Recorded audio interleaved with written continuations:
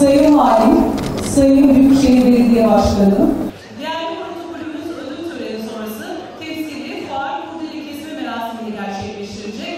Fuar kapsamında açılan standlar ziyaret edilecek. Ekonomik, sektörel, bölgesel kriz veya zorlayıcı sebeplerle faaliyetlerini azaltan veya durduran iş yerlerinde istihdamın sürdürülebilmesi maksadıyla 2 gün boyunca devam edecek bu fuarımızda gerek iş arayan vatandaşlarımıza, gerek işçi arayan işverenlerimize gereken her türlü danışmanlık hizmeti verecektir.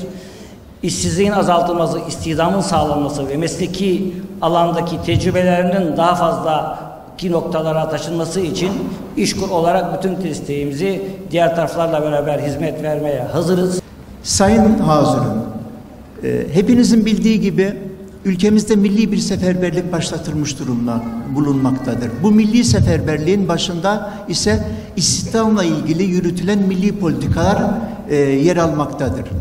Uzun yıllardır devam eden bir takım ekonomik krizlerden dolayı sizlerin de malum olduğu gibi ülkemiz bir takım badirelerden geçmiştir. Ve yine sizlerin de malum olduğu gibi uluslararası cereyan eden global ekonomik krizlerden ülkemiz başarıyla çıkmasını başarmıştır. Ve hatta dünya ülkeler arasında bu global krizi kâra dönüştüren nadir ülkeler arasına ismini yazdırmış durumdadır. Bu mücadele geçmişte olduğu gibi bugün de olacak, gelecekte de olacak ve eminim ki ülkemiz bu mücadelelerden büyük bir başarıyla çıkacaktır. Değerli davetler, hepinizin ve hepimizin malumu olduğu üzere hiçbir başarı tesadüflerin sonucu değildir. İşsizlikle mücadele ve istihdamı artırma noktasında birileri veya kimileri istediği kadar görmezlikten gelse de dünyada gerçekten benzerleriyle mukayese edilmeyecek kadar bir başarının öncüsü ve önderi bir ülkedir. Hemen bu cümlenin ardından verilmesi veya vermekte olduğumuz mücadelenin bittiğini ifade etmiyor ama bütün bu yaptıklarımızın Türkiye'nin tüm meselelere sahiplenmedeki ve kullandığı metodolojinin yaptığı faaliyetlerin etkinliğini ortaya koyması açısından önem ifade etmektedir.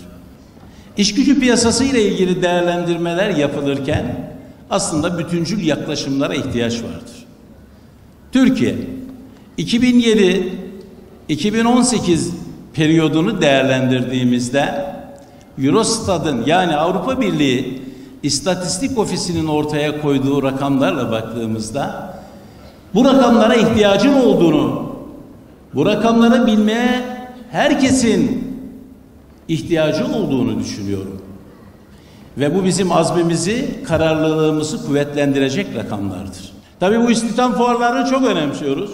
Evet, 2007-2018 yılları Avrupa İstatistik Ofisi'nin ortaya koyduğu rakamlardır. Avrupa Birliği 28 ülkenin iş gücü piyasasına yani yeni dahil olan nüfusu 10.186.000 kişidir. Bunun anlamı şudur. Yani Avrupa Birliği'nin 28 ülkesi istihdamda en başarılı olan Almanya'sının da Fransa'nın, İngiltere'nin hülasa 28 ülkenin içerisinde bulunduğu Interland'da 10.186.000 kişi dahil olmuştur. Ya Türkiye'de bu rakam nedir? Türkiye'de de aynı süreçte 9.560.000 kişi iş gücü piyasasına dahil olmuştur. Yani Avrupa Birliği 28 ülke ne kadar insana iş bulacaksa Türkiye'de tek başına bu kadar insana iş bulmak sorumluluğuyla karşı karşıyadır. Bu süreçte Avrupa Birliği 28 ülke 10.289.000 kişi istihdam edebilmişti. Türkiye'de tek başına 7.984.000 kişinin istihdamını gerçekleştirmiştir. Yani tüm Avrupa kadar istihdamı gerçekleştiren bir Türkiye'den bahsediyoruz. Daha manidar olanı söylüyorum. İşte burada üniversiteli öğrencilerimiz, arkadaşlarımız var.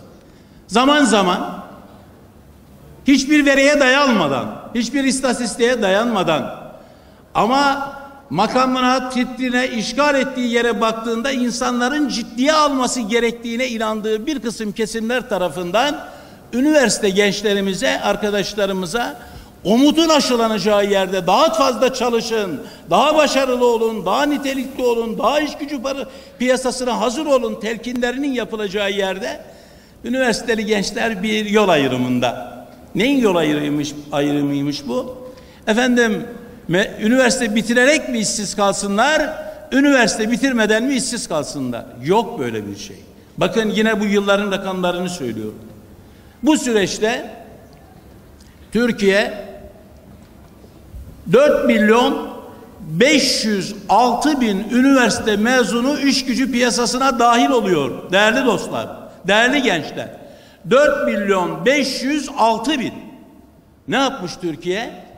4.506.000 üniversite mezununun 3.840.500'ünü. Var mı böyle bir örnek? İş gücü piyasasında Sayın Genel Müdür bunları söylüyorsun ama bizim yaşadıklarımız da o. Yaşadıklarımızda geleceğiz. O yaşadıklarımızdan, yaşanmakta olanlardan hep birlikte müzdaribiz. Yine bu sürece baktığınız zaman kadın ve gençe baktığınız zaman Avrupa Birliği'nde, ülkelerinde bu süreçte 4.561.000 iş gücü piyasasında efendim gençle ilgili iş gücüne katılımı eksi görüyoruz. Eksi 4.561.000. 3.661.000'de genç istihdamında var olan rakamların düştüğünü görüyoruz. Ya Türkiye'de 934.000 ilave katılım, 692.000'de istihdamın gerçekleştiğini görüyoruz. Birileri varsın boş demagojiler yapsınlar. Elbette kişiliklere saygı diyoruz ama demagojilere, boş laflara karşı bizim vakarımızı, izzetimizi ve onurumuzu kullanarak ve koruyarak koyacağımız rakamlar var. İşte istatistik işine geldiği zaman istatistiklerden bahsediyor ya insanlar. İstatistikte yıl 2002 Türkiye İş Kurumu var o günde. 24.482 kişiyi bir yılda işe yerleştiriyor. 24.482 kişiyi bir yılda ancak işe giriyor. Bunların içerisinde genç istihdamı 4.543'tür. Üniversite mezunu istihdamı 1000 dahi değildir. Ve yine iş gücü piyasasında en büyük mesele olan nitelikli ve yetişmiş eleman hususuyla ilgili yılda sadece ve sadece 1497 kişiye eğitim veren bir kurumdan bahsediyoruz. 2017, 2018, 2019 Cumhurbaşkanlığımızın liderliğinde illerde sayın valilerimiz, büyükşehir belediye başkanlarımız, başkanlarımız, üniversitelerimiz, ticaret ve sanayi odalarımız, hülasa sivil toplumumuz hep birlikte seferberlik ruhuyla alana çıktı. Ne oldu? Hani deniyor ya istihdam seferberliği yaptığınızda ne oldu? Daha ne olacaktı söyler misiniz? Ne oldu? 24.482 kişiden, yani milattan önceden bahsetmiyorum, 2002'den bahsediyorum. 24.482'den 1.057.249 kişiyi 2017'de işkur olarak işe yerleştirdik. 2018'de 1.240.308, yıl 2019. İşte ilk defa bugün burada bu fuarda açıklıyoruz. Tarihi bir rekor. Kırılması gerçekten çok zor olan bir rekor. Bugün itibariyle 1.450.000 kişiyi işe yerleştiren bir kurum ve bir Türkiye'den bahsediyoruz. Ya Gaziantep'te durum ne? Türkiye'nin 2000 yılında yetiştirdiği işe insan 24.482 kişi. Gaziantep bugün Sayın Valim 40.000'in üzerinde işe yerleştirmeyi gerçekleştirdi. İl müdürümüzü, tüm paydaşları, çalışanlarımızı, sivil toplum örgütlerimizi canı gönülden tebrik ediyorum ve kutluyorum. Bakın başka bir rakamdan bahsediyorum. Bakın Türkiye değişiyor. Meslekler değişiyor. 2020 yılına kadar 1 milyon iş çöpe atılacak. Yani 2 yılımız kaldı. 1 milyon iş çöpe atılacak. 174 milyon, 1 milyon işi çöpe atacağız. 174 milyon da yeni iş gücü piyasasına gelecek. Yani biz bu yeni işlere ayak uyduracak bir eğitimi gerçekleştirmek durumundayız ve diğer taraftan da nitelikli, beceri sahibi insanımızı yetiştirmek durumundayız. Bakın Türkiye'de iş diyorsunuz. Türkiye'de bilişim alanında, nitelikli alanda, dijital alanında dünyanın bugün 3,5 milyon insana ihtiyacı var. Türkiye'nin bu rakamı 150 bindi. Bugün Türkiye'de dijital alanda 150 bin insana ihtiyaç var.